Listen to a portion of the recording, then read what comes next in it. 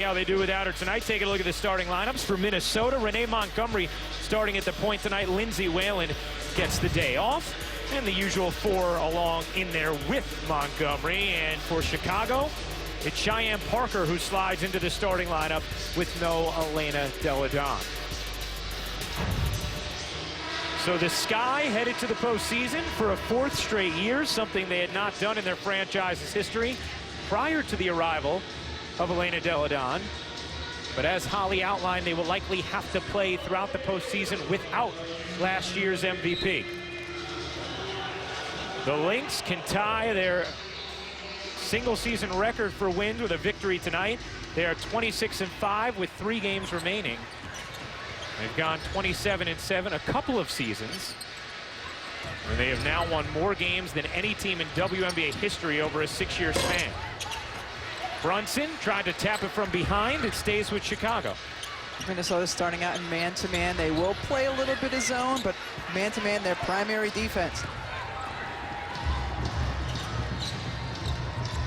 Here's Moore. Trying to squeeze it inside. Fouls, lost her footing. Seeking help, gets it in Montgomery. Brunson's jumper no good. Fouls alone.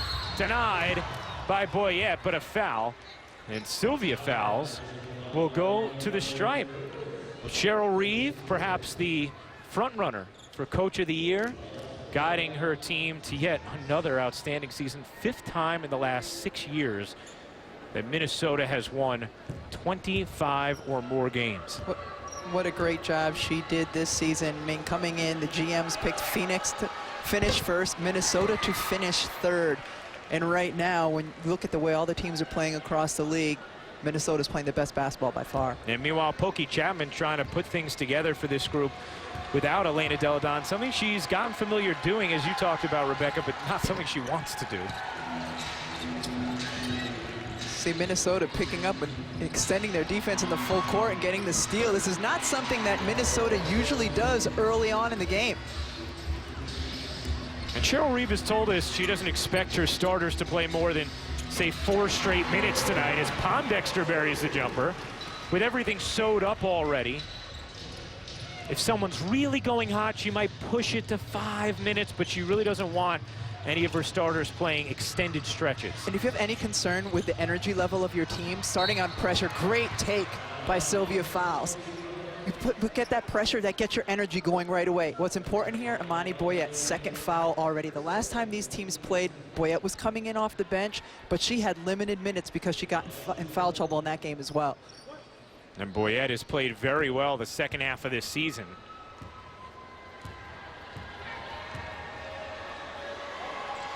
Fowles completes the 3-point play. So a strong start for Sylvia Fowles against her former team. 5 points in the early going.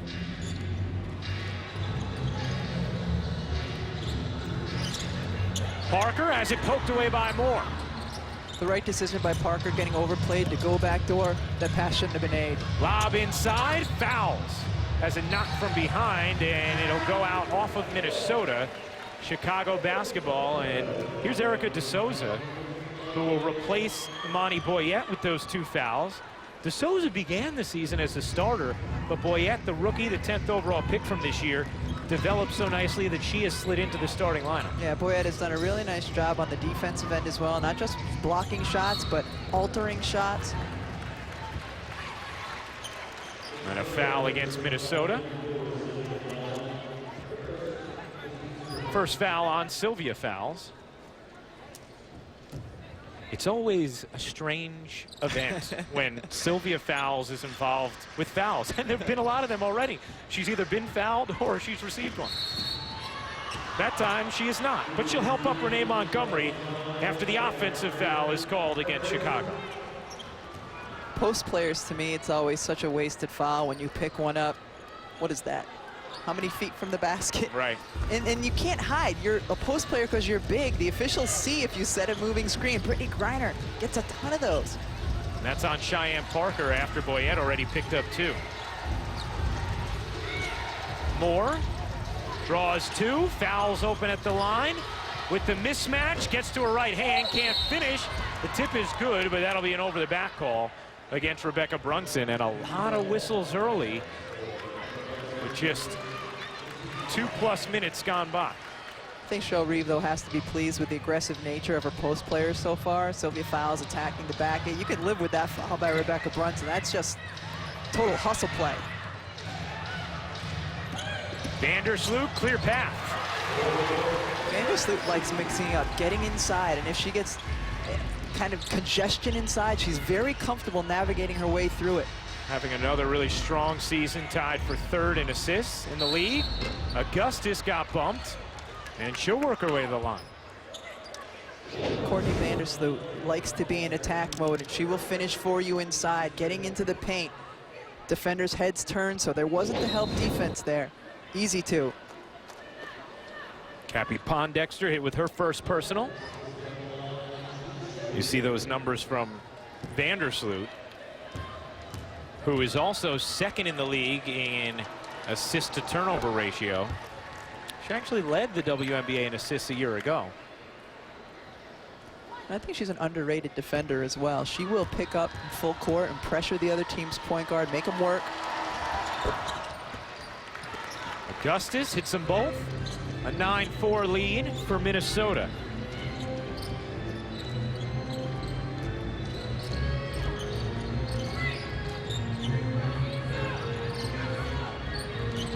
Here's Pondexter. Another turnover. That's a deep feed, and Sloot was winning the race with Brunson. 5-on-4 the other way. De Souza finds the open Pondexter. Off on the 3, and the strong side board from Augustus.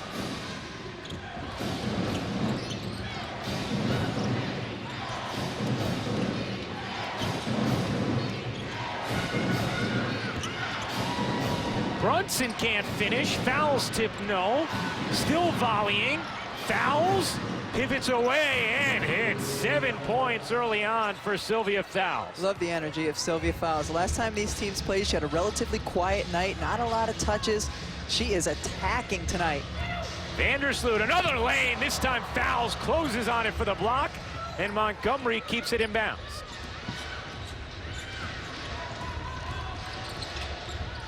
Moore's 3 is off. Bad.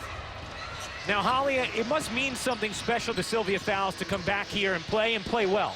That's right. Sylvia Fowles spent the first 7 years of her career playing here for the Chicago Sky. She did sit out half of last season demanding to be traded, and I said, how is it to come back here and play in front of these fans? She said, honestly, I love it.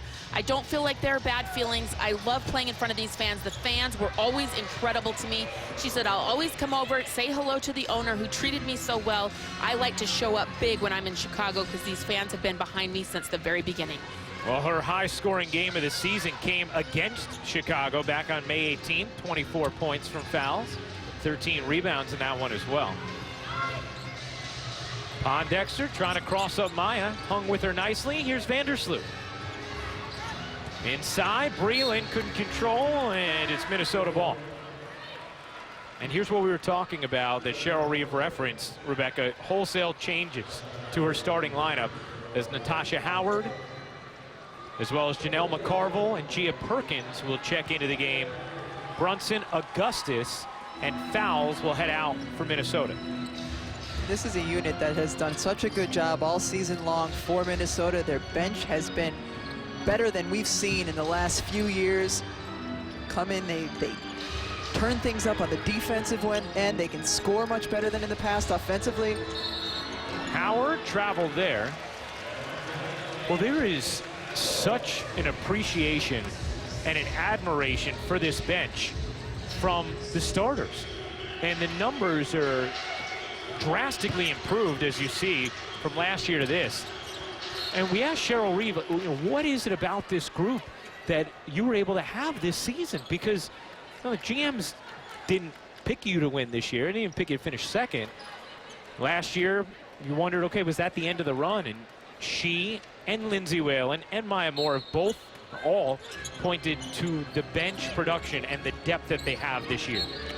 I mean, it's allowed Cheryl Reeve to rest her players, to really manage their minutes well before the Olympic break, including after the Olympic break. And we also asked her, why has your team been able to to continue to play with such intensity, and she pointed to her leaders. She's got 4 great leaders out there who teach everyone how to do it. What a pass from Moore to a flanking Howard for the lay-in.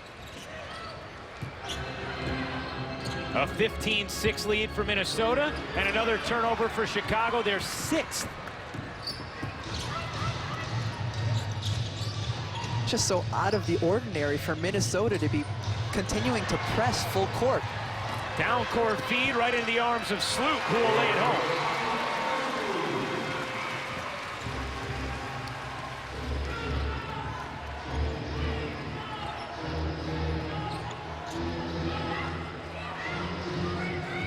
Montgomery pulls up, got hit, and connects. Renee Montgomery plus the foul.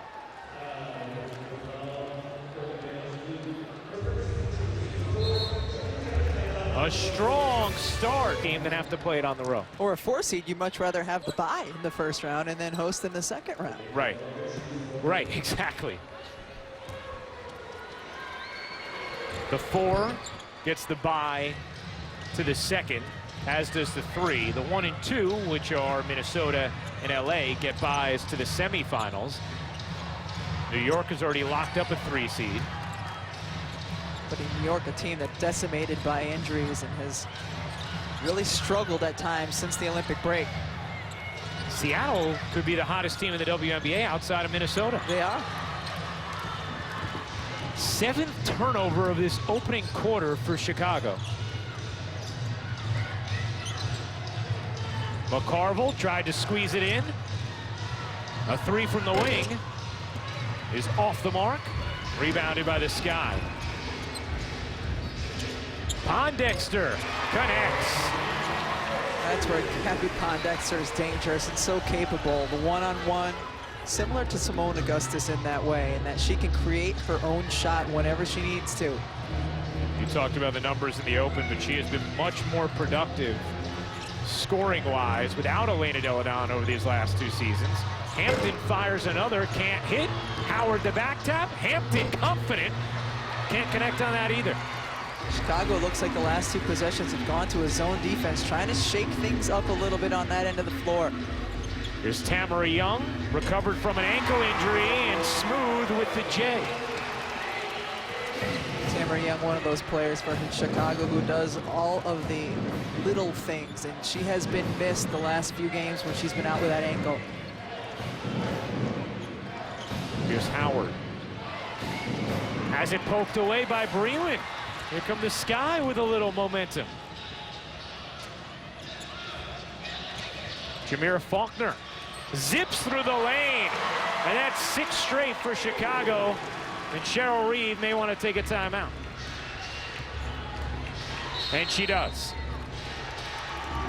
So after an authoritative beginning from Minnesota, the Sky fight back.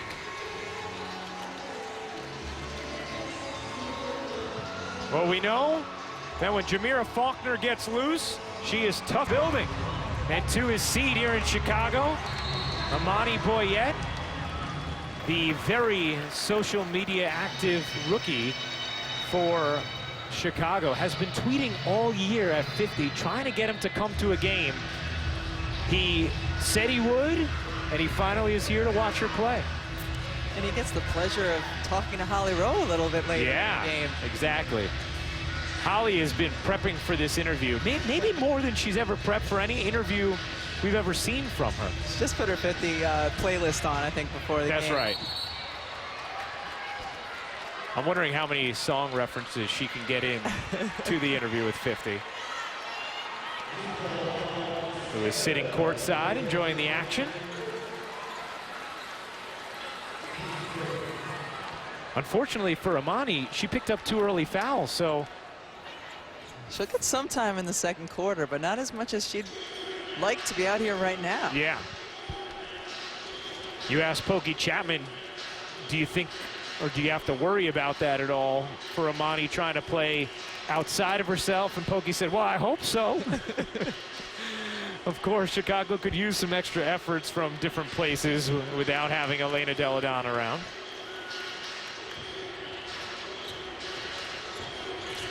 Sky have hit 5 of their last 6 field goals after starting 2 of 6, but yet another turnover. Here's Anna Cruz rejoining the Lynx post-Olympics. And having a little trouble there. Faulkner comes away with it. Nifty behind the back. Faulkner all the way in, got fouled. And Jamira Faulkner will go to the stripe. Hey, Thursday at 8 Eastern on ESPN2, the U.S. women's national soccer team will play their first ever match against Thailand in a friendly in Columbus, Ohio. It'll be the first match for Team USA since the Olympics, and it can also be seen streaming live on the ESPN app and watch ESPN. Faulkner had her season high 18 points against Minnesota when they played earlier in Minneapolis. Did a great job breaking things down, getting inside the paint for Chicago. She's a nice weapon to have coming off the bench to relieve Courtney Vandersloot. Two very different styles in terms of their point guard play. She is first in the league, as you see Clarissa Dos Santos check in assists per 40 minutes. Faulkner, a very productive player, and it's an 8-0 Chicago run.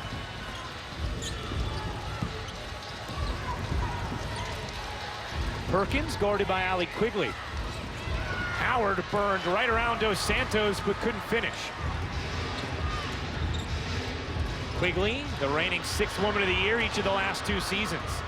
Good hedge there from McCarville to slow her.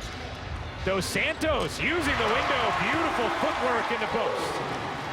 Well, as much pressure as Minnesota is extending out on the perimeter, there should be opportunities to go one-on-one once you get the ball in the paint. A 10-0 Chicago run, it's tied at 18. Perkins, no, and a chance to take the lead for the Sky. Young, the pull-up, she got hit. Tamara Young will go to the line after the foul called against Janelle McCarville. Now you see Anna Cruz in the game for Minnesota. This is a player joining the team after the Olympic break as we take a look back at Dos Santos inside. Talked about that one-on-one going against Howard. But Anna Cruz is a player who was so important to Minnesota in the playoffs last year, joined the team after the Olympic break this year, and just expect her to get a lot of minutes tonight without Lindsay Whalen playing. That's right, because Lindsay Whalen is job shadowing tonight. Now, Cheryl Reeve was joking about how Greg Popovich will put different funny things as to why his players are out, like putting old next to Tim Duncan's name when he wanted to rest him. So Lindsay Whalen, she's job shadowing tonight. She wants to be a coach someday. So everything's sewed up as Cruz makes good on Rebecca's comments with a nice lay. She wants to be a coach or a GM someday. So this is the first step, getting to shadow the rest of the coaching staff. She will be back in the lineup next game, though. Yes. And Lindsay Whalen has been actually very active in different draft day communication within the team.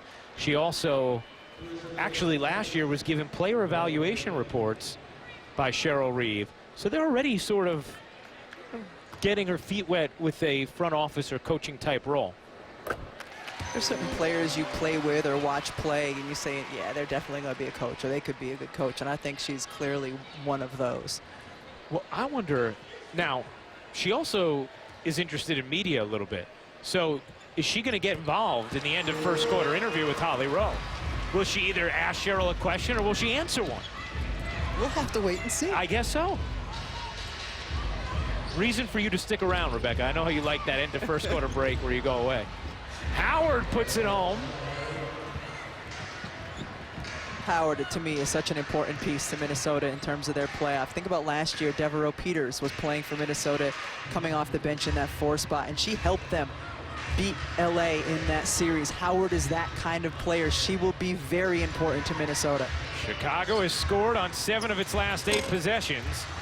Dos Santos has it plucked away. The heave from Perkins is off the mark, and we are square at 22 after 1. Minnesota got off to a fast start. Chicago responded with a 10-0 run. And as we get ready for the playoffs, these teams playing well.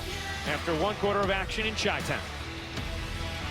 For Cheryl Reeves, so we're going to put her to the test here and make her do the coach's interview. And Lindsay, coach went with the second unit. She wanted to put the bench in to gain some trust in some situations going into the playoff, but now Chicago's come back. So how long do you leave them in there? Well, I think that it was a good stop there at the end. We got a nice drive there by Tasha. She got the baseline and made a nice drive. So I don't know. We'll see what coach decides to do, but we have confidence in our second group, and we know they'll get the job done here in the second quarter. You guys have already clinched the #1 seed and your playoff spot. So how do you balance rest versus momentum going into the playoffs? We just listen to our coaches, and we just, they're great leaders, and we just, we'll do our best to, continue to take care of our bodies and continue to get better as a team, and we'll just take their lead. That's Lindsay Whalen, our coach on the floor. Good job. Great job. Thank you. Thank you. Well, to answer the question, how long before she puts the starters back in? Right then. They're back in now. Simona Gosses hits the jumper. But yes, Cheryl Reeves saying, Lindsay's just job shadowing today. I would love if they could get that in the box score. I don't know if they've listed a reason yet. No, she says didn't dress. Yeah. She did a nice job with the coach's interview. She did. Very natural. Chicago's last 12 points of the first quarter came from the bench, and they ended the quarter on a 14-4 run. Have a 2-point lead. Trailed by as many as 10 in that first quarter. Fouls. Connects. 9 points for Sylvia Fowles against her former team. She's been locked in. In the few minutes that she's played, she's been locked in.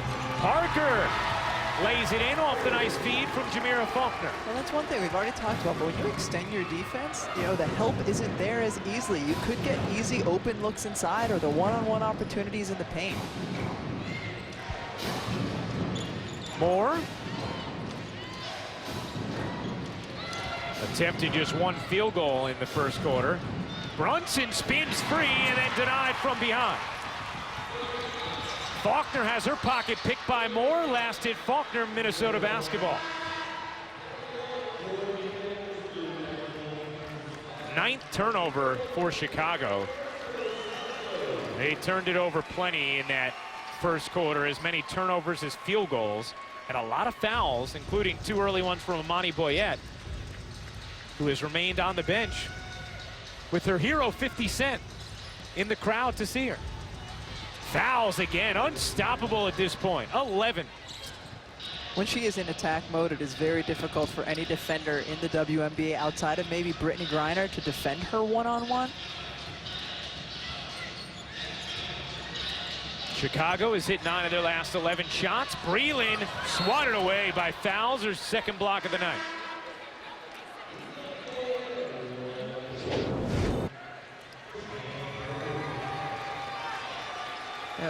Bodies around her, but not really a hard double team coming for her. She's just too big and strong, can score over other players.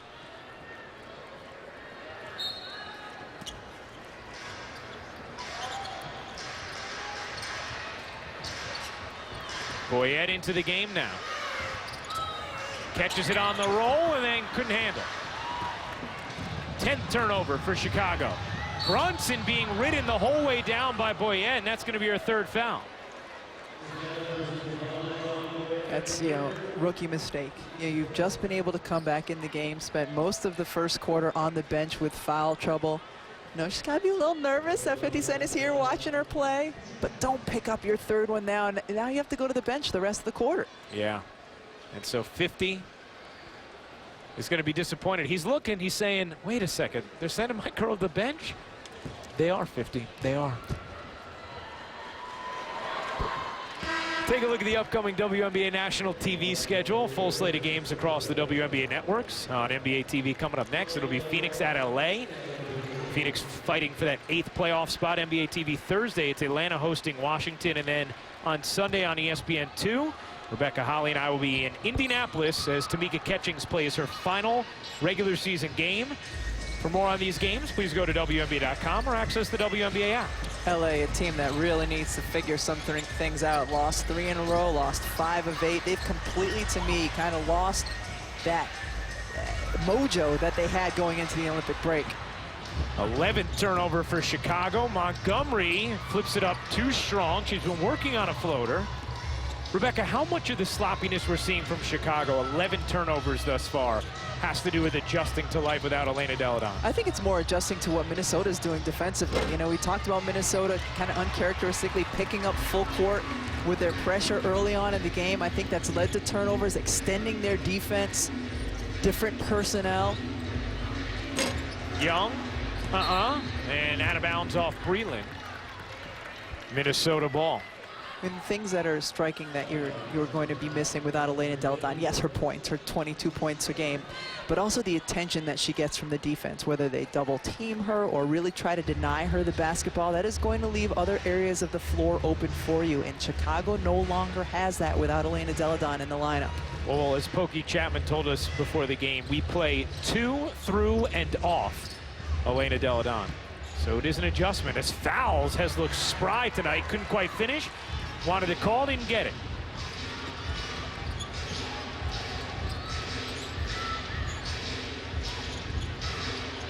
Pondexter will back away. 10 to shoot.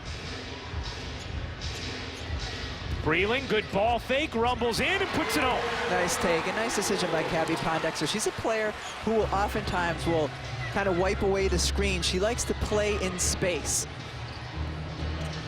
Maya Moore with her first bucket of the night, a 3 to put Minnesota back in front. Pondexter through 3 defenders. It created space for Young. Good decision by Young, too, on that one. She's not a three-point shooter. Takes a couple dribbles to get closer to the hoop.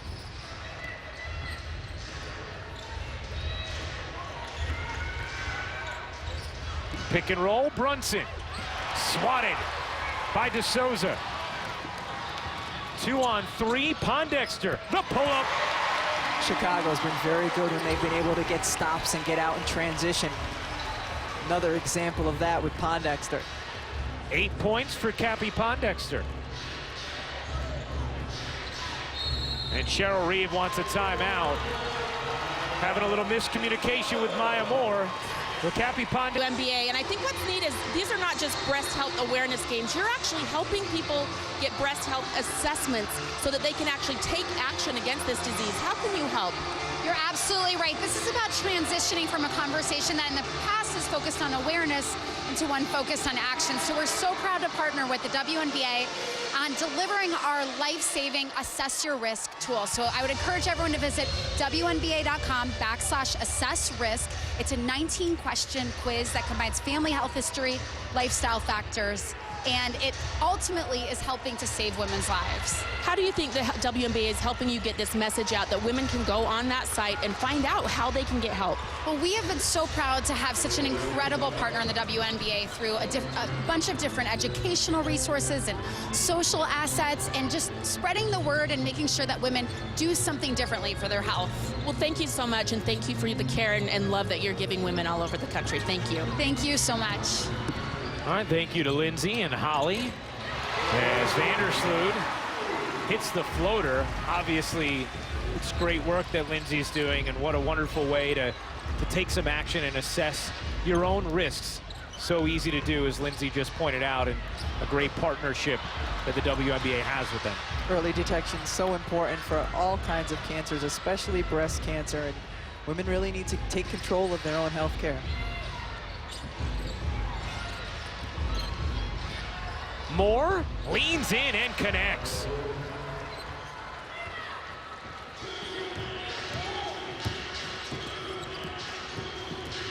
Pondexter weaving away from traffic and hitting the fall away. 10 points for Cappy Pondexter. And she knows right now, without Elena Delle Donne, she's the #1 option and can feel free to take those kind of shots in transition. Vicious crossover from Augustus. Couldn't connect, but Fowles keeps it alive. Montgomery, good dish. Fowles backs in, and that's going to be an offensive foul. And it's the second foul on Sylvia Fowles. Hey, today marks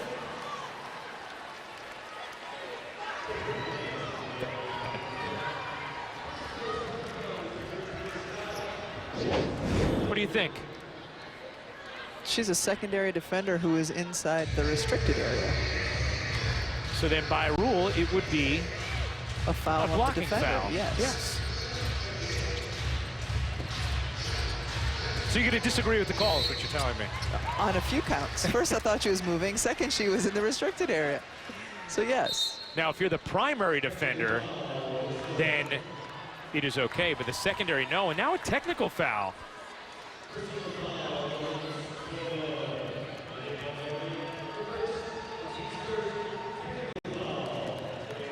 And Renee Montgomery hit with a personal foul and then a technical foul. And she was looking, saying, what, me? What did I do?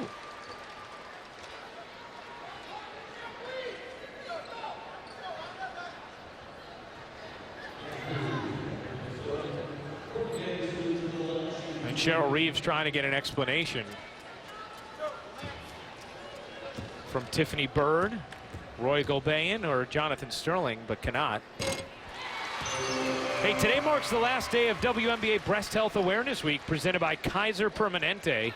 Visit WNBA.com/assess risk and put awareness into action to reduce your risk of breast and ovarian cancers.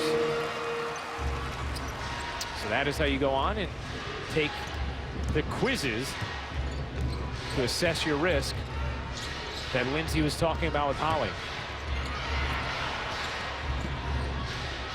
Howard goes cross court. McCarville.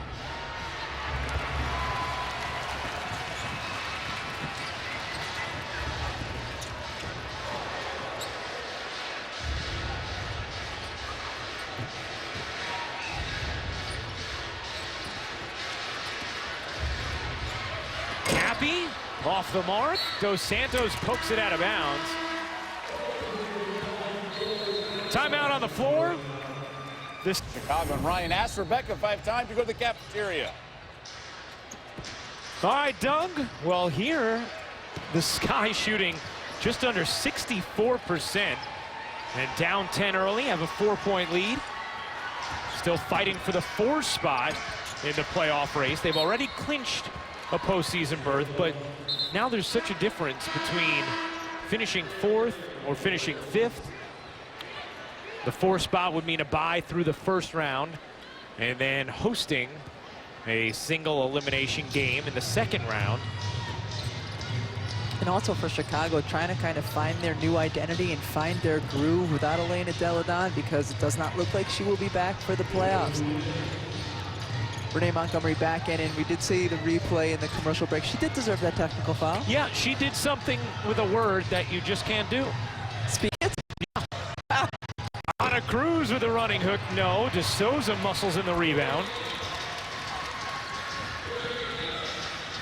6th rebound for DeSouza. Vandersloot found space wide right. Just push that one. It's going to be important for Vandersloot to be efficient offensively, Allie Quigley to be efficient offensively, along with Cappy Pondexter. As Chicago tries to make up for the scoring load they lose without Elena Deladon on the floor. That's a kick ball.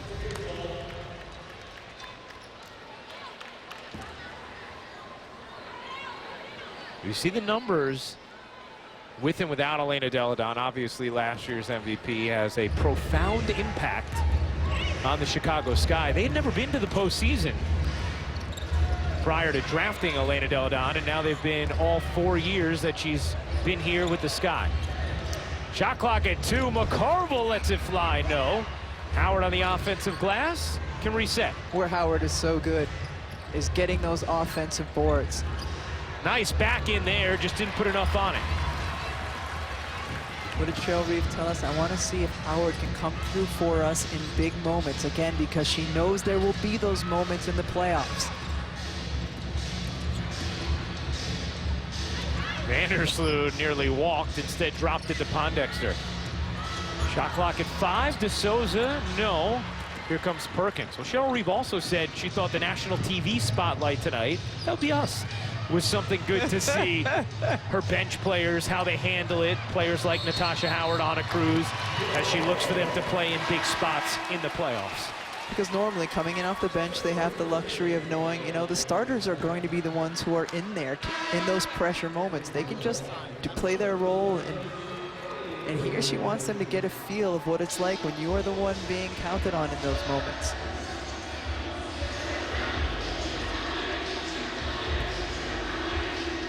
.27 seconds remaining in this opening half. This is the largest lead of the game for Chicago and could have grown there. Faulkner battling, she's gonna get hit with a foul. Wildly missed the runner and then called for a loose ball foul.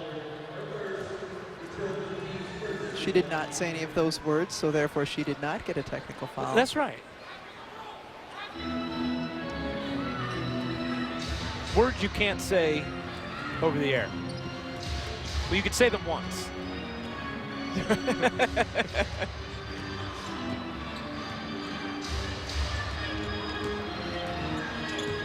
6 seconds left in the half. Nice cross-court feed. Montgomery got hit.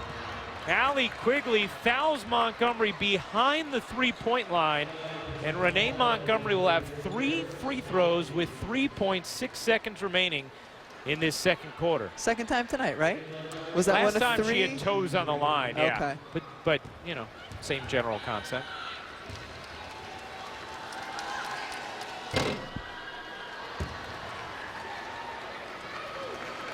They get fit with the NBA by downloading the NBA Fit app. Learn tips from WNBA and NBA players, track your workouts, and compete in fitness challenges for the chance to win WNBA and NBA prizes. Download the app today, available on iTunes and Google Play.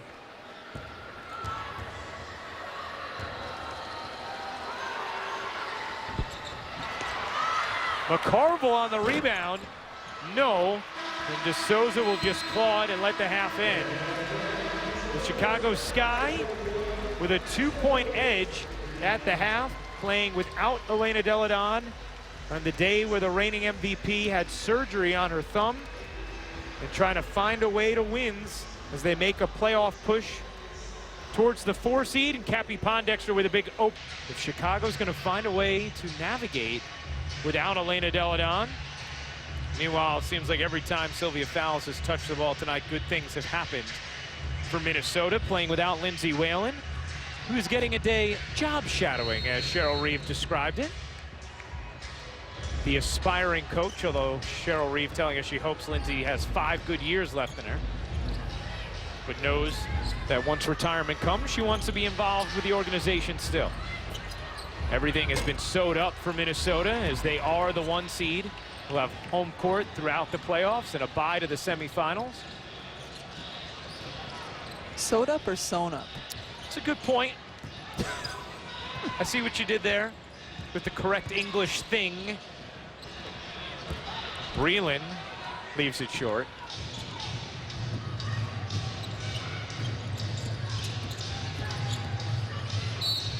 Moore gets hit and fouled by Pondexter. Second foul on Pondexter. Maya Moore with a quiet, for her standards, first half, 5 points. She is the only player on the Minnesota Lynx who the team gets outscored when she is on the bench. She has by far and away the best plus-minus amongst the Lynx. And everybody else, even though they have strong on-floor numbers, Minnesota still outscores their opponents when they go to the bench, but not Maya Moore. Keep in mind that she goes to the bench less than anyone else on her team. For good reason. Yes. Moore left alone. Bam! That's a breakdown in communication on Chicago's part. In transition, the one player you need to find at the three-point line every time down is Maya Moore. Now 8 points for Maya Moore. Hits her second 3. Minnesota back in front. Pondexter nearly wung it into the stands. And another turnover for Chicago, their 12th. Moore swims through traffic, banks it home, plus the foul. Skywalking to the rim is Maya Moore. Is there a player in the WNBA better at that than Maya Moore? The big steps once she gets in the lane, and then the scoop. Is currently the 4 seed. That's amazing. Coming into this game, they could be anywhere from 4 to 8. That puts even more importance on getting the win here at home tonight. And why is that so huge? Well, if you're the 4 seed, you get a bye to the second round and only have to play one game elimination game rather than 2 in each of the first and second rounds. Plus, you get a home game in that second round. Inside, Breland able to finish. Chicago had missed its last 8 shots, gone nearly 6 minutes without a field goal. Meanwhile, Maya Moore had 6 points in 29 seconds. She had 5 in her 13.5+ minutes in the first half. And now she draws a foul as Cappy Pondexter gets hit with the personal. Cappy Pondexter with the task of defending Maya Moore, so Minnesota smartly runs a play to get Maya on the block where she has a huge size advantage on Pondexter. That's number 3 on Pondexter. Moore over Boyette. And an air ball from Maya Moore. Vandersloot pulls up, can't hit. Brunson fights for the board and wins the battle. Chicago back nicely on D. Here's Augustus. Weaving, tossing, and fouls, flipping it in. Great job keeping the ball up high, quickly explodes to the basket. There's the talk after the Olympics about the Olympians looking tired. They don't. The 4 on the Minnesota team, well, the 3 playing tonight don't look tired. 15 points for fouls. Breland, jump stop, maybe got away with an extra step. That'll be out of bounds off of Vandersloot as we check in with Holly. Well, I spoke with all of the Olympians for the Minnesota Lynx to get a how is your body feeling update, and they all felt pretty fresh. Lindsay Whalen played the most at 18 minutes a game, but Cheryl Reeve was very smart. When they got back from Rio, they had 2 full days off. They played 2 games, and then she gave them another 2 full days off. She's trying to get rest and mental rest as much as physical rest for these Olympians where she can find it. You know what, Holly, not just the rest she gave them after the break, but before the break, nice move by Maya Moore. Cheryl Reeve did a really nice job, I thought, managing especially Simone Augustus's minutes, giving her the rest when she needed it so that they cumulatively aren't looking worn down this time of the year. And Lindsay Whalen pointed it out as well and said how much it's helped as Cappy Pondexter smoothly drops that in, having the bench that they have this year and allowing Cheryl Reeve to spell some of her starters. She said when the bench comes in, the starters get so excited when they see the success. Augustus with the long 2. They will review it. For now, it's a 2 for Simone Augustus and a 6-point Minnesota lead. Simone Augustus has really found her 3-point range in the last few games.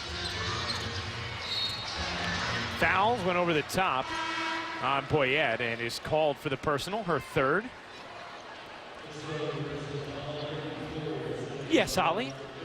Well, Simone Augustus is playing really great basketball right now for the Minnesota Lynx, and I have a good reason why. She was, of course, has a home in Louisiana in the Baton Rouge area. They have about 20 acres with a farm. They have horses.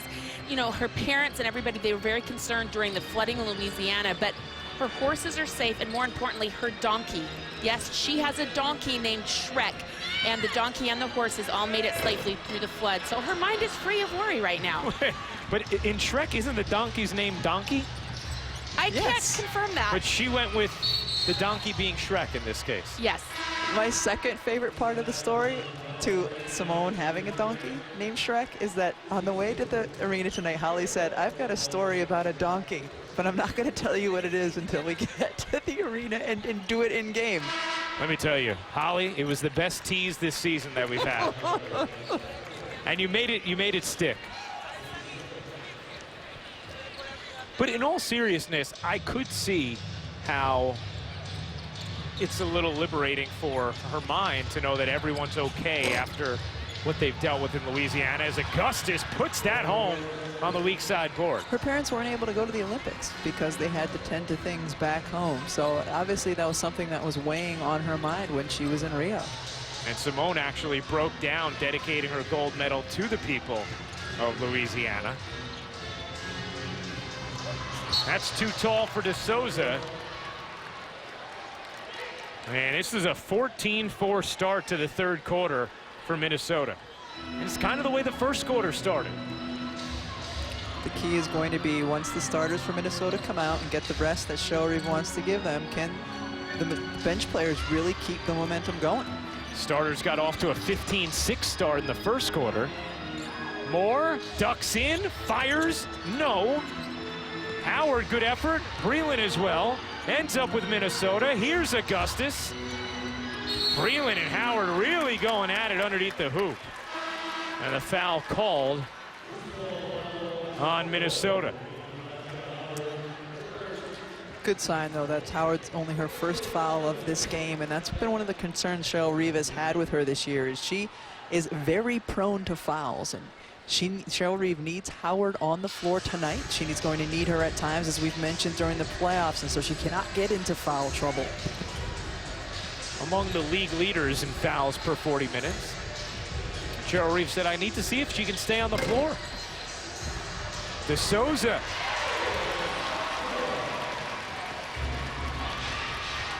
Erica De Souza, first in offensive rebounds per 40 minutes as Chicago gets another chance. And Pondexter puts it home. Great steal by Tamara Young, and poor communication by Minnesota. They needed to tell Simone Augustus the defender was there. 14 for Pondexter.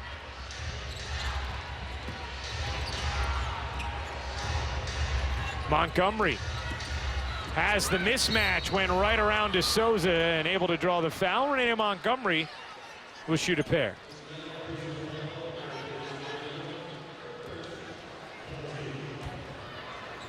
Renee Montgomery normally coming in off of the bench for Lindsay Whalen, a different type of point guard. She's uses her quickness more than Lindsay Whalen. She'll pick you up full court. So for the opposing point guard, they get kind of a taste of two different styles when they go against those two. Let's take a look at the upcoming WNBA national TV schedule. Full slate of games across the WNBA networks. On NBA TV coming up next, it'll be the Sparks against the Mercury.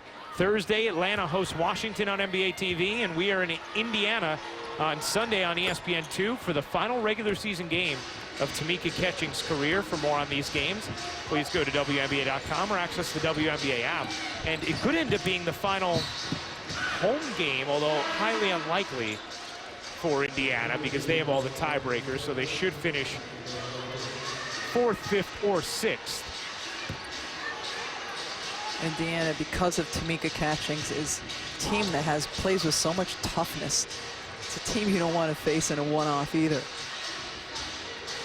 That's what's going to be so intense about those first two rounds. Just a one-game playoff. Young. Oh, Maya Moore did not touch Tamara Young. I thought she did a really nice job keeping distance. And instead, Moore is hit with the whistle. Maya Moore is standing there saying, what? Hold on, guys. You missed that one. I mean, we had a different angle than the official did, but holy cow, Maya, I mean, it's like a Catholic school dance where you leave room for the Holy Spirit. There was room for the Holy Spirit there, right? I never left that room.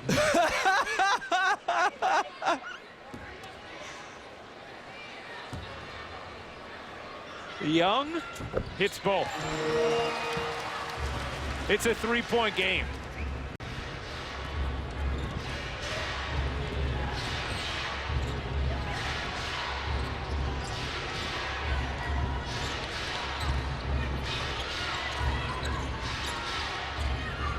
Perkins accelerates, kicks.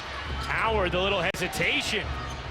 Follows it up, can't put it in, but draws the foul. And Natasha Howard has been feisty on the offensive glass. One of those players with the relentless nature getting to the offensive glass. But let's take one more look at the foul called on Maya Moore. I mean, not even close. No part of her was anywhere close to Tamara Young's body. You can see why she was a little befuddled at that call. Your words were exactly what her face was expressing. Like, well, hold on a second now.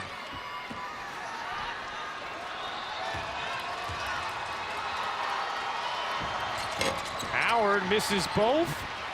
And here comes Pondexter. Chicago down 3, and Atlanta and Indiana already having lost tonight. So a real opportunity for the Sky as they look to try and be the 4 seed and get a bye to the second round. And Maya Moore hit with another foul. This time perhaps she did hand check. That's her second personal.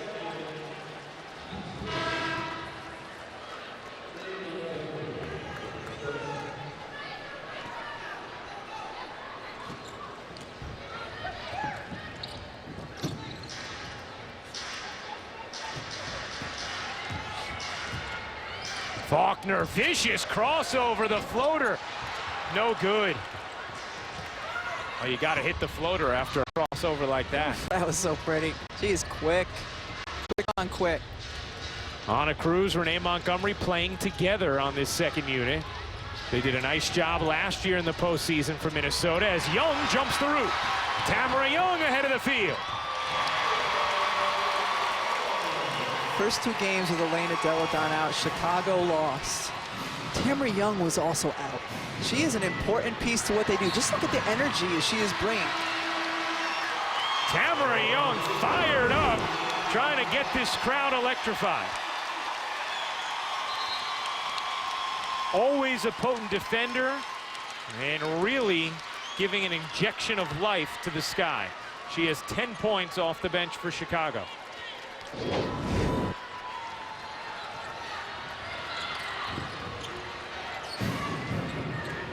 McCarville is fouled by DeSouza.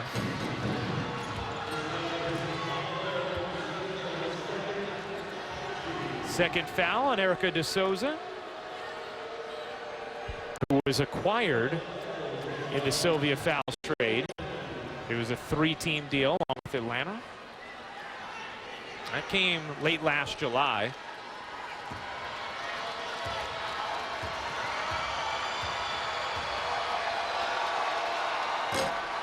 Hey, tonight at 11 Eastern, swing by for SportsCenter at Night with John Anderson and Lisa Kearney.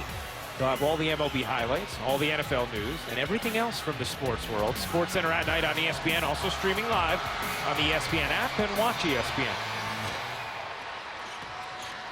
McCarville hits 1 of 2. A 2-point cushion for the Lynx.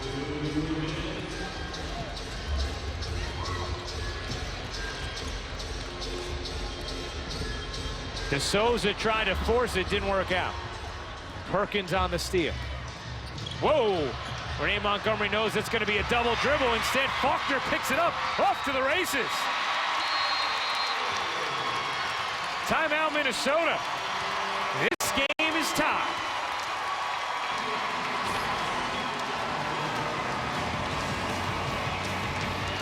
Jamira Faulkner doing a lot, especially on the defensive end. Nothing stopping that right there.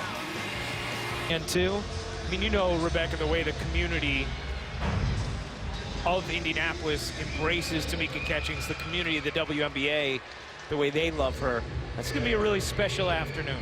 Yeah, without question. I mean, we've gotten the pleasure of watching her throughout the course of her career and how she has embraced the community. I mean, no one does more, not only in her own community, but this year on kind of her retirement tour. The last time she's played in each city, she's thrown a benefit that half of the proceeds go to an organization there, half go to her foundation. I mean, she has done so much for this league on and off the court over the course of her career. And predictably, she'll be back in the playoffs, a 12th straight year for the Indiana Fever. I so wanted that shot by Janelle McCarville to go in. She reposted so hard when she got in the inside. The big cat can get a little tricky sometimes. I'm going to leave you on an island with that one. In recent conversations, I feel like Janelle has warmed to the idea of occasional use of her former nickname. I don't think she has. Maybe that's just in my head. Quigley hits the free throw. I think often you misinterpret the tone of the female's voice in certain conversations. Whatever would make you say that?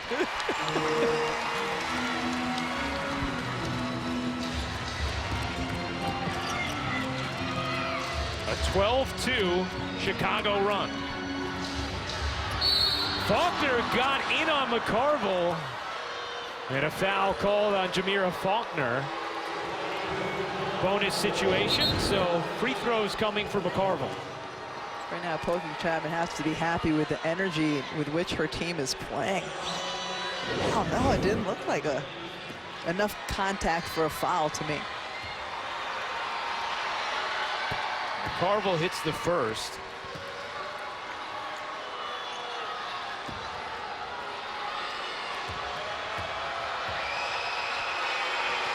McCarville only a 57% free throw shooter, although she makes both there. I don't understand how somebody with such great form is such a poor free throw shooter. Great hands, great touch. Yeah. And a foul going the other way on Erica De Souza. See, Chicago has shot 51% tonight, but this game is tied because of the turnovers. Chicago has lost a lot of possessions. They had 11 first half turnovers.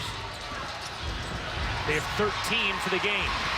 As Minnesota turns it over here. And Faulkner can't quite finish, but does draw the foul. And there's a few Minnesota players in pursuit, but not many are going to beat Jamira Faulkner in a foot race, even when they don't have the basketball, and she does. She just has that type of quickness in the open floor. You had the Minnesota guards hot on her heels. Just a tough pass. Anna Cruz cannot make that pass. Faulkner so quick going inside. But you're right, she's got to be able to finish those. Faulkner, the former 34th overall pick. There are only 36 picks in the WNBA draft. Yet she has become such a valuable piece for this Sky team. Comfortable starting her if Courtney Vandersloot is injured. And very pleased with the energy she provides off the bench. Yeah, I mean, to have two guards who rate as high as Faulkner and Vandersloot do in terms of their assists in the league, it's a luxury for Pokey Chapman. The improvement that Faulkner's had from last year to this year, it's been striking. A 30-9 edge for Chicago's bench. 25 seconds left in the third. Cruz snares it, 6 to shoot. Euro steps through and finishes. What do they call that step in Europe? The here step. Give me a little time, I'll come up with something better. Please. 6 seconds left, Faulkner, the acceleration too strong. 2 seconds left in the quarter, and that's going to be held on to by Natasha Howard. 59 all after 3. Set up for an exciting fourth quarter. Minnesota has everything locked up in the playoffs, but Chicago still fighting for a lot, and they showed it in that third.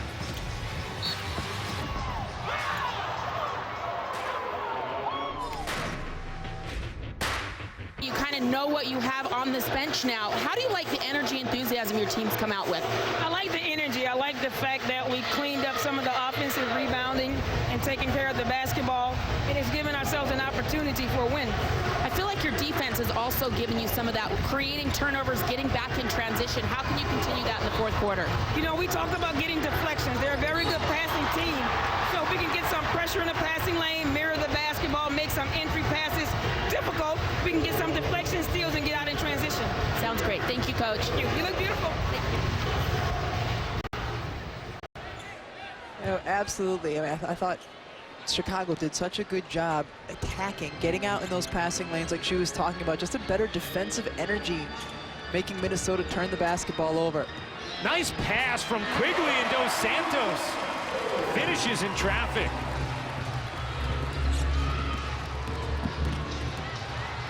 And Pokey's right, Holly does look beautiful. She does.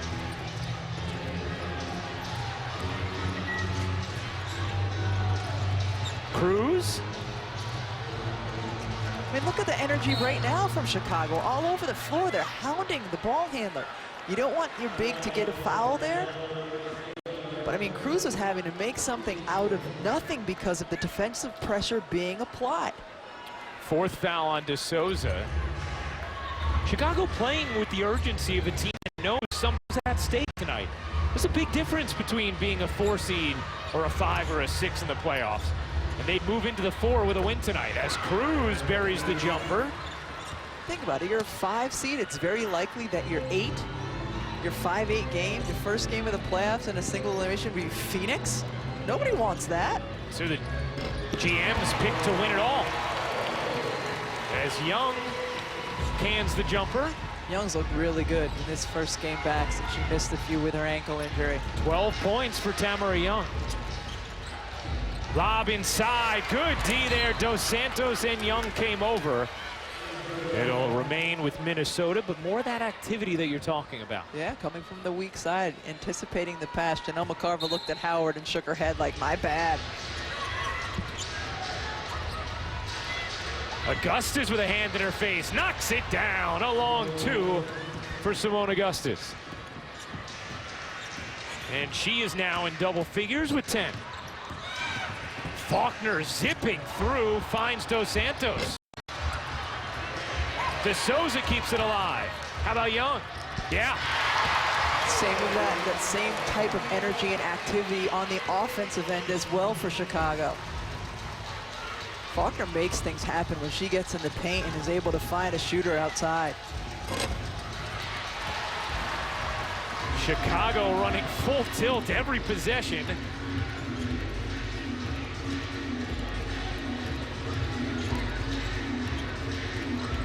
Young, not that time. Cappy Pondexter, Rebecca Brunson, Sylvia Fowles getting ready to check in. Cruz has a motor. She is going to push it. Beautiful find there. Howard nearly stripped by Young, and then a foul on DeSouza, and that will be her 5th. That's not a foul you need. Howard was surrounded by 3 pink jerseys. Make her make a play. So now Courtney Vandersloot, Cappy Pondexter, and Monty Boyette will check back in for Chicago.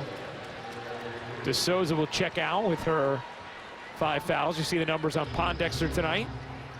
In a game that's had 10 ties, 11 lead changes. Augustus, again. There's that stretch of the season where Simone Augustus was in a bit of an offensive slump. That went away. That stretch is over. That stretch is over. It's been over for about 10 games now. 12 points for Augustus. Pondexter lost it. Brunson claws it. Cruz on the run. Flips it up and off. Fouls will shovel, and Brunson, no, rebounded by Chicago.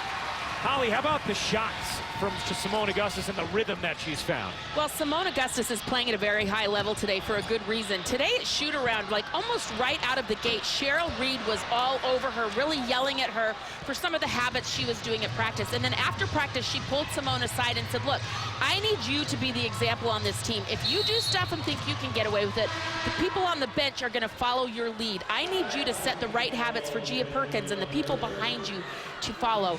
And Simone said, you know, I love it. Coach knows what kind of version of moan she wants on the floor. And so they are holding her to a very high standard. And Simone said, you know, I love it. I want my coach holding me accountable. So that version of moan on the floor is the best one. Fouls off the inbound on a beautiful delivery from Maya Moore. 17 for Sylvia Fowles. Holly's point, the best players want to be held accountable. They want you to bring out the best in them. Something our colleague Jeff Van Gundy always says, right? Good players want to be coached. Yeah. You want to be held accountable when you use the wrong word? Yes. When I use the past participle and there was no place for it, I want you to call me out. On air. This isn't Latin, Ryan.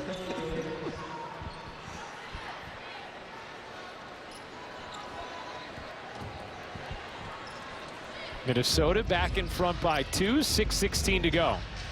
Chicago already with 4 team fouls, so Minnesota will be going to the line the rest of the way. Poked away by Vandersloot. Cruz was able to fight back for it. 1 to shoot, not sure she sees it, and a foul as the shot clock was about to expire. Cruz is just like a ball of energy. Defensive end, she'll pick up full court. I think she knew. She was just kind of, all right, I need to get into attack mode now. Makes Vandersloot foul her.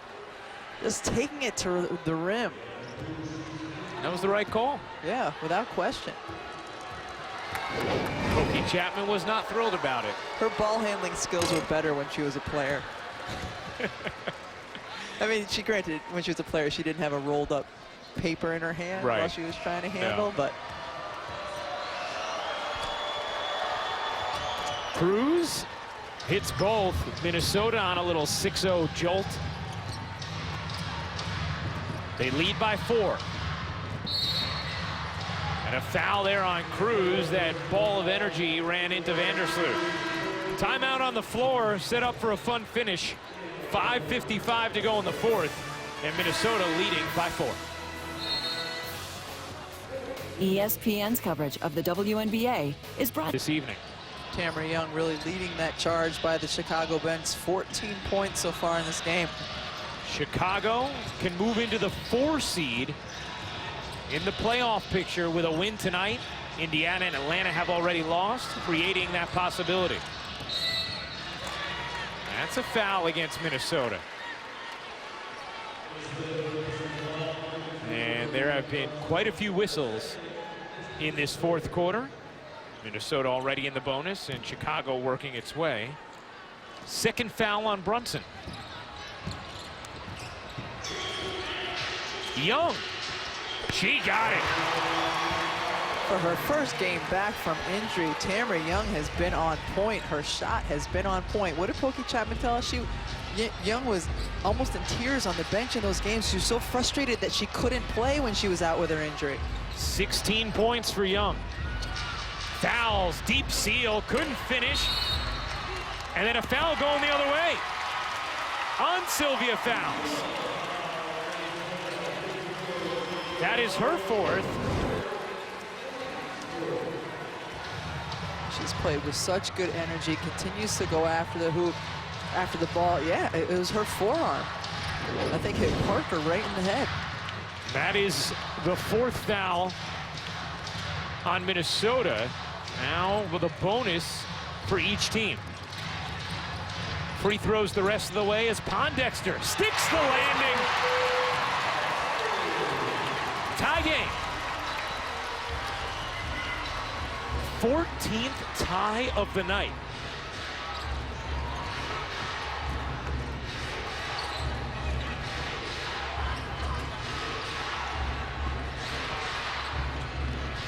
Moore. The 3 is good.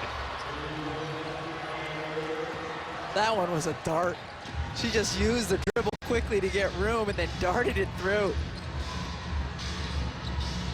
Maya Moore with 11 points in the 2nd half. Parker tried to force it and got a favorable whistle.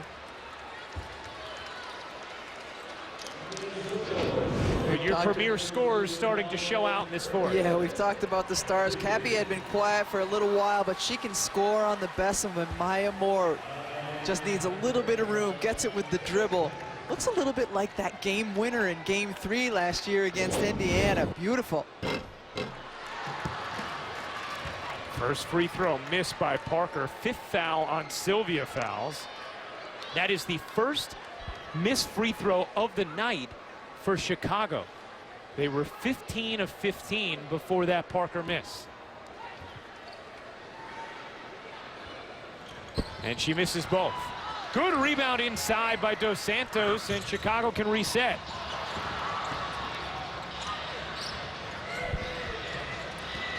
Pondexter swerves through traffic, can't finish on the hook. Dos Santos again on the offensive glass, and the putback. Chicago continuing to play with that tenacity and the intensity. Smart by Sylvia Fowles to go straight up so that she didn't pick up her 6th. 1-point game. 3:40 to go. And that is going to be a foul on Tamara Young, and that will send Minnesota to the line. Third foul on Young. Minnesota's run that play, that set, a few times when they've needed a basket. And they get Maya Moore slicing in to try to post up the defender. We saw her do it against Cappy Pondexter earlier in the half, and this time against Young.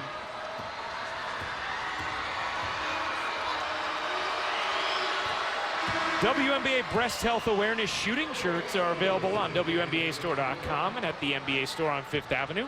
100% of the proceeds will be donated to Bright Pink. Very cool shooting shirts, too. Wow.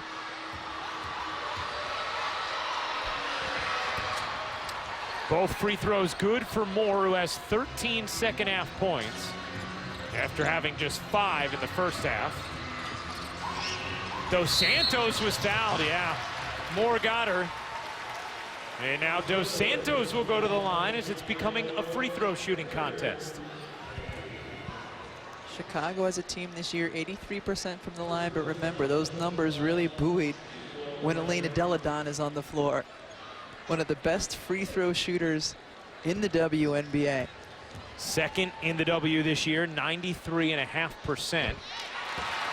Dos Santos, 79%, hits the first.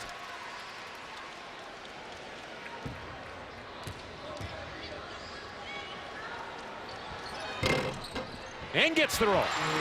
You know, Cheryl Reeve told us her starters probably would not go more than 4 minutes at a time. And when the game's on the line, they're going to go more than 4 minutes at a time. The 1 seed already locked up for Minnesota, but aiming for their 27th win. And Montgomery trying to help them get there. Can some of my reserves make big plays in big moments? That was one of them.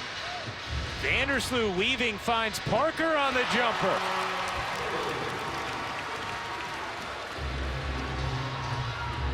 With a win tonight, the Lynx would match their highest total in franchise history and have 2 games left to try and top it. Moore trying to shake Young and draws the foul. Maya Moore back to the line, and now a technical foul.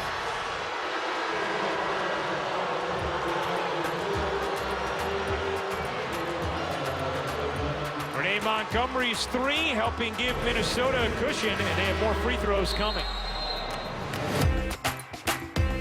With her forearm, if there was a foul there, it should have been an offensive foul on Maya Moore. Also, it seems like a weak tee to call at this spot of a game when you're in a tight contest. But we couldn't see, we couldn't read lips from this side, so maybe she said the same word Renee Montgomery said earlier in the game to get a technical. Holly could see what was said, though. Holly?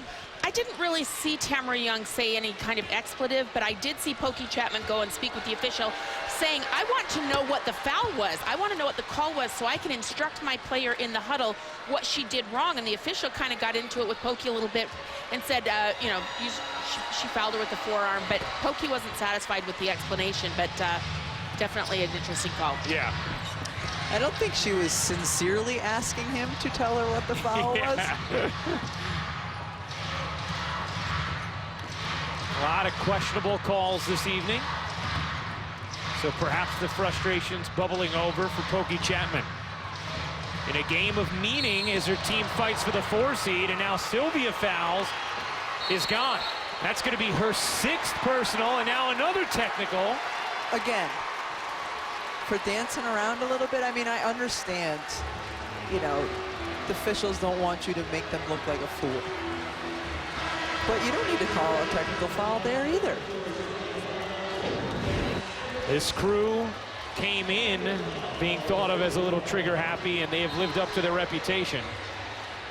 Let it go. Turn your back.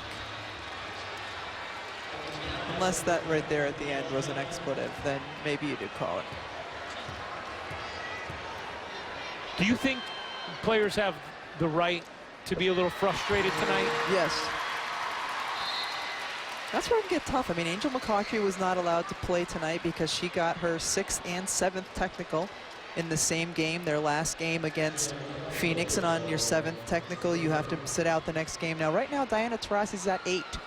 So if she gets to 9, she has to sit out the next game. And what can be important there, if Diana Taurasi, hypothetically, Phoenix is going to make the playoffs. If Diana Taurasi got her 9th technical in the last game of the regular season, she'd have to miss that first game of the playoffs, which would be a one-off. Because even though your technical count resets at the start of the playoffs, your suspension would be fulfilled in whatever the next game is. Correct. Even if it is the postseason. Fouls was a factor tonight. 17 points, 7 rebounds, but fouling out.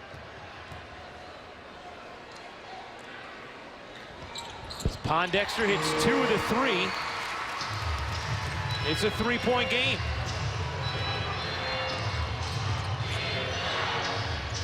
Maya Moore with 8 of the last 11 for Minnesota. Do they go to her again? McCarville finding help in Montgomery. Here's Moore. Dangerous pass, tipped away. 6 to shoot.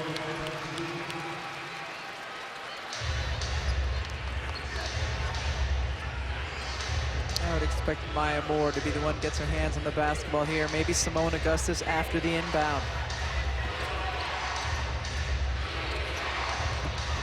Moore, double team. 3 to shoot. Wings it across the court. That's going to be a shot clock violation. Great defense. Big time defensive stop by the Chicago Sky. And so now 2:03 to go. You don't have Elena Deladon for these possessions. How are you running your offense if you're Chicago? I think right there, I think Kathy Pondexter needs to have the basketball in her hand. She has made good decisions tonight for herself and getting teammates open. Pondexter wants to take Augustus. The jumper is good. That's why you go to her.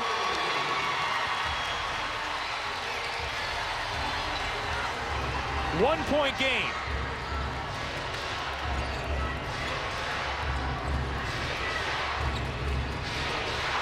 Pondexter with the last 6 for Chicago. Augustus flips it up and in off the window. Augustus was begging for the basketball. As soon as Kathy Pondexter scored on her, Augustus started looking for it coming down the floor. 14 for Augustus. Pondexter, seeing the double coming, is going to take a timeout. Dribbled herself into a corner and decided to take the timeout and reset with 10 to shoot. And right now it's for the taking for Chicago after Indiana and Atlanta both lost tonight. Yeah, I mean, it's huge, the difference between 4 and 5. Enormous, you know, to avoid that other single elimination game. But Pokey has to feel really good about the way her team has competed so far. So let's see, can they close it out here in the last 1:15? Can they get the stop that they need? 7 to shoot. Vandersloot finds space. The reverse is good. 1-point game, 11 for Vandersloot. 1 minute to go. Maya Moore has 16 in the second half. And now she is fouled. Tamara Young banging into her and fouling Maya Moore. Minnesota running a couple players off screens on that end, and this end, no screen necessary. What an over-the-head flip by Vandersloot. She recognizes that it's Brunson, the bigger defender, that's been switched on to her and takes advantage. So Maya Moore, 86% from the line this season, 86% from the line in her career. Will go to the stripe to shoot 2 after the foul on Young, her 5th. Moore already with 16 in the second half. 17.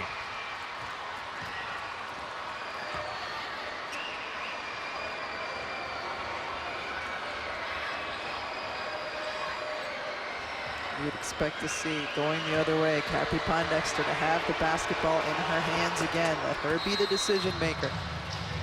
3-point Minnesota lead as Maya is money from the stripe. 22 points for the game, 18 in the second half, 10 in the fourth quarter. Make it 23 for the game. And now in 3 games without Elena Delle Donne. Entering today, she had averaged just under 20, as opposed to averaging under 12 with her, so taking on that larger load. Chicago trails by 3. They have not hit a 3 yet in this game. Faulkner has speed. Guarded by Moore. Here's Vandersloot. Vandersloot in the corner. Around and off, rebound Brunson into the arms of McCarville. Chicago can play this straight up. 15-second differential. Game and shot clock. They'll play for a stop. A screen will come, yes, for Simone Augustus. There it is from McCarville. Poked away initially. Into the arms of Moore. 2 to shoot. Off the mark. Breland on the rebound, and a timeout is called by Chapman. The timeout was actually given before Breland actually had the ball. Yeah. Looked like Breland was going to lose the ball. Instead, timeout granted. And Cappy Pondexter been very strong down the stretch for Chicago. Well, she's a one player who can really create her own offense, has good elevation, a great crossover. You see her ability to get her shot off, even when she's guarded. That's when and why she can be so dangerous. Now 14 seconds left. Chicago's out of timeouts. You got to go for the 3, yeah? I don't think necessarily, no. I mean, Faulkner is so quick, she can get to the rim quickly. I think if you can get a quick 2 at the rim and then foul and put Minnesota on the line the other way, I think 14 is enough time. If you take more time off the clock, a few ticks go down, you're starting to look for the 3. You're comfortable with that even without having a timeout remaining to advance the ball? Yes. Pondexter to inbound, has to get it in, finds Vandersloot. Vandersloot races inside, got the whistle, not the bucket, but now Courtney Vandersloot has a chance to make this a 1-point game after drawing the foul. This makes that play where Cappy Pondexter drove to the baseline and got swallowed up and had to eat a timeout even bigger, because it would be huge for Chicago right now to have that timeout. Vandersloot, 3 of 3 from the line tonight, make it 4 of 4. Minnesota does have 2 timeouts remaining. If you're Minnesota, you want Janelle McCarville inbounding the basketball. She's the worst free throw shooter on the team, a great passer. Take her out of the equation in terms of getting fouled. Brunson, Moore, Augustus, Montgomery, and McCarville on the floor for Minnesota. Brunson 68% in her career, but 86% this year. 1-point game, and Cheryl Reeve is going to take a timeout. And she was not happy about the delay being granted it by Tiffany Bird. Minnesota would tie their single-season team record for wins and still have 2 games left to top it. She wanted to see how her reserves would do in big moments. Well, when it comes down to winning and losing, it's the stars that have been in the basketball game. For Cheryl Reeve, you expect one of those stars, Maya Moore, to get a touch here.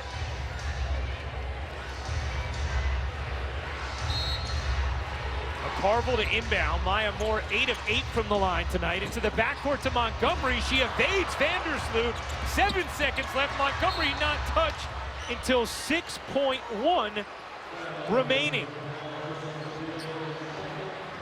What just a great call. A great call by Cheryl Reeve. Send it into the backcourt where they're not expecting it. And then good luck trying to get her. Sloot does her best right there. Can't get it. I mean, Renee Montgomery has the quicks and able to evade the 2 defenders. And now here again where that lack of timeout will hurt Chicago. Montgomery 4 of 6 from the line tonight, gets the roll there. 2-point lead. You can go full court in 6 seconds. I wonder if Renee Montgomery might.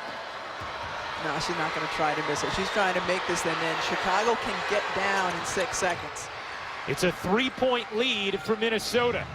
Chicago needs a 3 to tie, and Minnesota's not going to allow that chance. as they foul intentionally. And now Vandersloot's going to discuss with Pokey Chapman perhaps whether or not she needs to miss the second intentionally. She does. Because without the timeout to advance, you just don't have enough time with 4.4. This has been fantastic game management by Minnesota the last 10 or 15 seconds.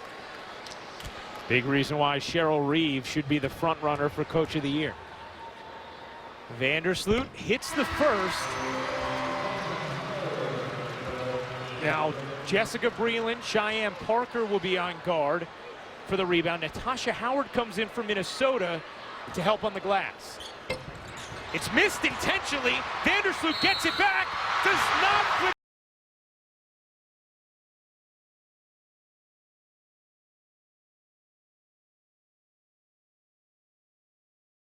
Has 2 free throws to try and tie this game. The key to it, Ryan, is the second she got the ball in her hands, she threw it up. Everyone was waiting for her to take a beat to get the free throw up, and she was the one who was able to follow it, saw it come off.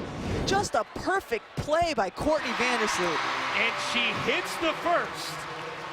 Minnesota does have 1 timeout remaining. Vandersloot, a free throw to tie. She got it.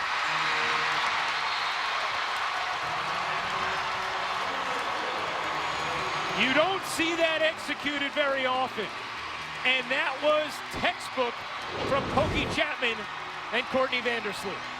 She gets the ball in her hands. Players aren't even, Rebecca Brunson's not even looking. She's looking over at the sideline. Beautifully done by Sloot. It's questionable about whether or not she even got fouled right there to get herself to the free throw line.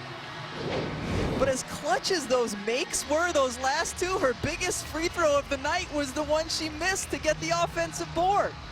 5 free throws in the last 11.4 seconds for Vandersloot, but it is indeed the miss that resonates most strongly. Now for Minnesota, 2.7. They can advance it to half court. Plenty of time to get it into the arms of Maya Moore. And this is where if Sylvia Fowles hadn't fouled out, you'd be looking for them to pass it inside. Janelle McCarville back in the game. Why? Because she is an outstanding screener. Remember, Minnesota beat LA earlier this season on an end-of-game play set up on the sideline. Moore to inbound. Gets it to McCarville. McCarville's going to have to heave it. She does not get it off in time, and we have overtime in Chicago.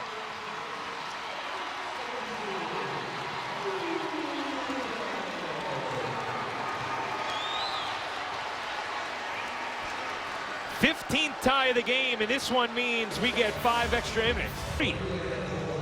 With 4.4 seconds left, and Courtney Vandersloot hit the first free throw, intentionally missed the second, executed it perfectly, got her own rebound, and was fouled again, and hit those next 2 to tie this game and force overtime.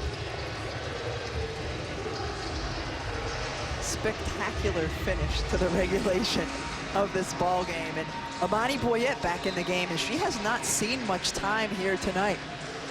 Even with 50 Cent in the crowd, who she had begged on Twitter several times to come to a game.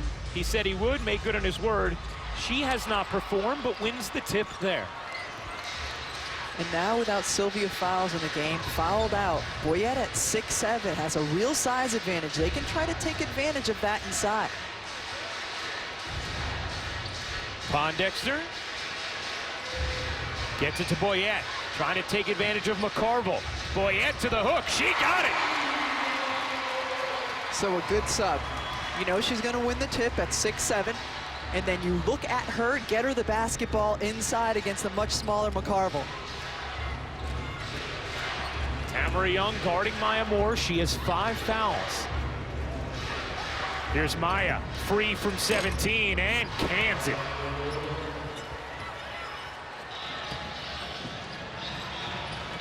Maya Moore with 25 points, 20 in the second half. Pondexter flies in, blocked by Moore. Boyette is fouled.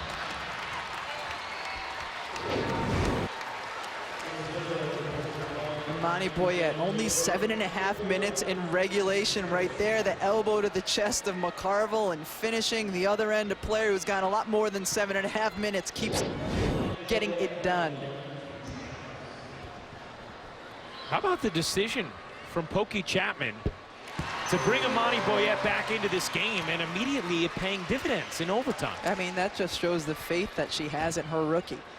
I mean, she went small ball. Minnesota had gone small ball for much of the fourth quarter, but not only ensured that they won the tip, but she's playing right now.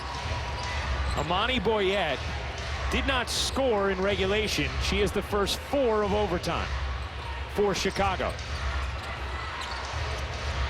Moore got the step off 1 foot. Why not?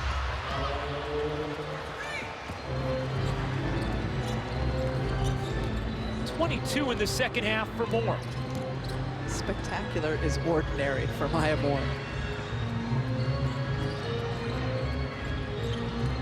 Dos Santos has had a key second half and draws the foul. Oh, I thought that was a bad shot by Dos Santos with the spin inside. I thought Brunson had pretty good defensive position on it as well. I mean, take a look, Maya Moore. She's hit quite a few of those this season. The foul there? Close. They've called it tightly tonight. Both teams have been on the receiving end of questionable whistles, technicals as well.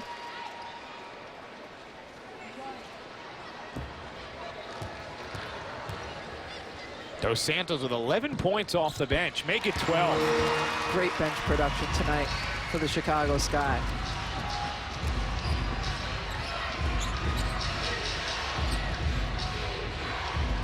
No Lindsay Whalen tonight for Minnesota. Renee Montgomery running the point. Augustus, a deep catch. Couldn't finish. Fights for it. Pondexter goes to save, and it's clawed up by Dos Santos. Timeout taken by Chicago. Wonderful effort underneath the hoop by both teams, and it results in Dos Santos. Can't get an inbound in, or you want to advance it to half court. Because of advancing from half court, that's where it becomes so key. 92-90, Chicago in front with the ball and under 3 minutes to go in overtime.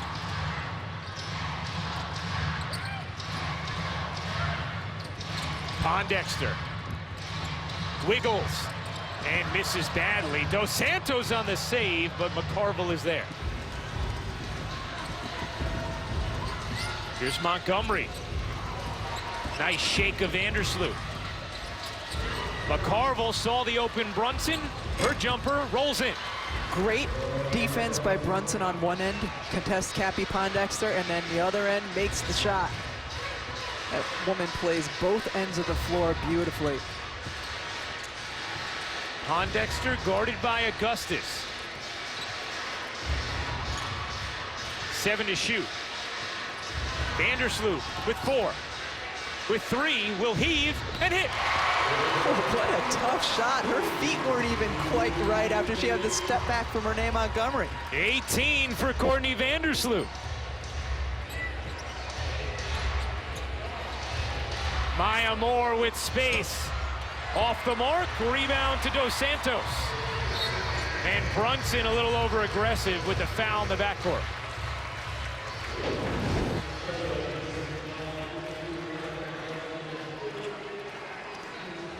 Talk about Rebecca Brunson getting it done defensively. Great vision by Janelle McCarville, as always.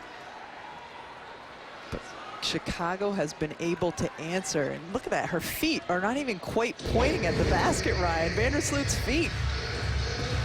It's a big-time bucket. She was the hero at the end of regulation. Pondexter draws 2. Dos Santos, Boyette was wide open in the center of the paint. Dos Santos didn't see her.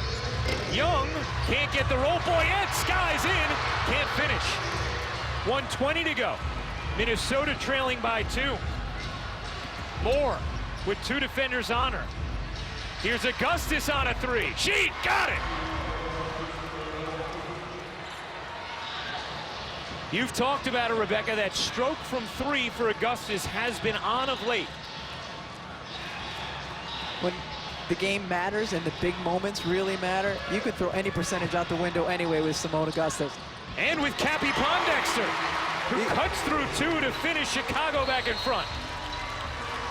2 veterans who know how to make big plays in the big moments. Simone Augustus, Cappy Pondexter going back and forth. 15 lead changes, 16 ties, 55.6. We give them a 1-game lead in that position. Moore, nice delivery from Augustus. Maya Moore misses in close. It's out of bounds to Minnesota, but they will review whether or not that hit Chicago or Minnesota last. Great cut by Maya Moore and pass. This is a shot she normally finishes. Ooh. It's close. Yeah, it really is. Hopefully this angle will give us a better look on who it went off last.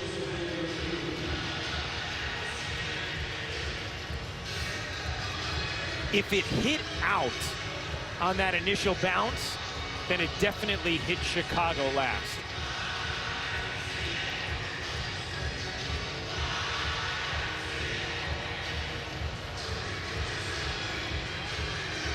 Is that Boyette's fingertips? Yes. See now, if it hits out on that first bounce, which it looks like it may hit the line, it's clearly out on Chicago. Either way. But this is the question. You see Rebecca Brunson grab the arm of Dos Santos. So if that comes into play, then you can give the ball to Chicago because it goes off as a result of an uncalled foul. That's right. Which was a great rule change that the league implemented. Both the NBA and WNBA have implemented that over the last couple of years, and it makes so much sense. You can't call the foul. Because of the uncalled foul, as you talked about. Because right there, maybe she would have been able, without the foul, to grab the ball. Her arm is being pulled down. Could she have gotten possession of the ball? They will stick with Minnesota possession. So after a careful review, it had clearly hit Chicago as it went out. So they will rule Minnesota ball. Down 1, 14 to shoot. Augustus to inbound out there with McCarville, Montgomery, Moore, and Brunson. Moore slides inside, finds the open McCarville for 2. Great slash in by Janelle McCarville. Many players would just stand outside and watch. She did not and was rewarded. Minnesota back up by 1. Here's Pondexter looking to take Montgomery. Montgomery hawking her. Pondexter curling around, flips it up and in! Chicago leads by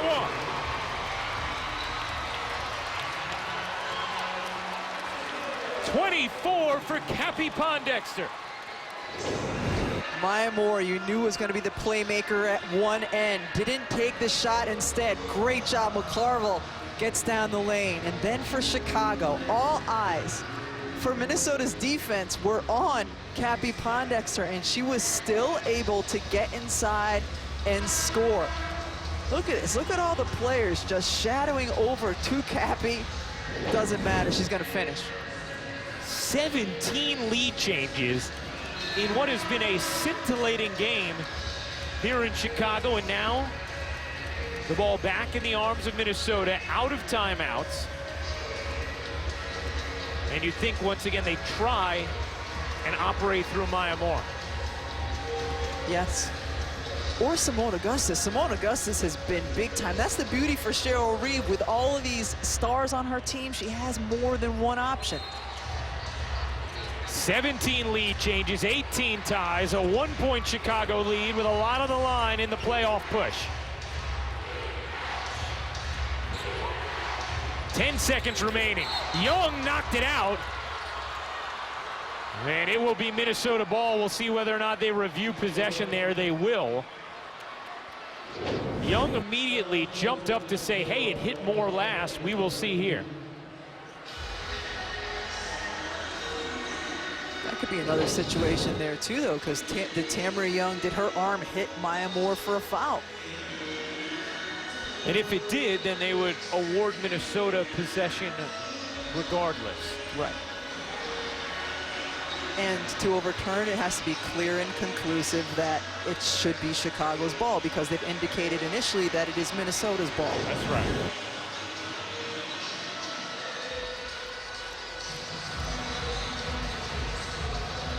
Can't tell much from that angle.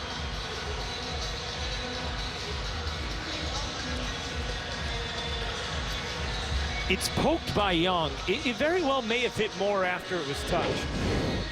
But even if it did, then the second level question, which Rebecca is proposing, is okay, but it has not yet been secured.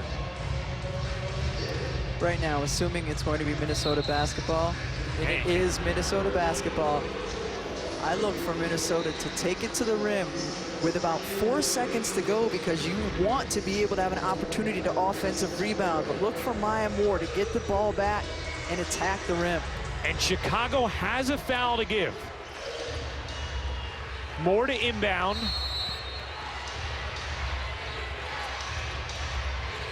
Floats it into Augustus, on the block, denied by Amani Boyette. What a block from the rookie. She has made her presence felt. 7.5 minutes in regulation, starts overtime, and she has been terrific on both ends of the floor. 6-7, comes over, great timing. No question there wasn't a foul there. Augustus to inbound, 8.5 seconds to go. Moore trying to squeeze it back. Stolen underneath by Dos Santos, who fires it out of bounds then off of Pondexter, and it's Minnesota ball with 3.2 to go. Dos Santos had the steal and then fired it off of Pondexter's foot out of bounds. Augustus to inbound. Montgomery will heave and is fouled. No, a travel first. A travel first from Montgomery. Clearly contact, but Renee Montgomery called for the travel before that contact. I mean, that wasn't just a travel. That was like, you know, the Roadrunner going off the cliff. I mean, she runs without question. That's the right call.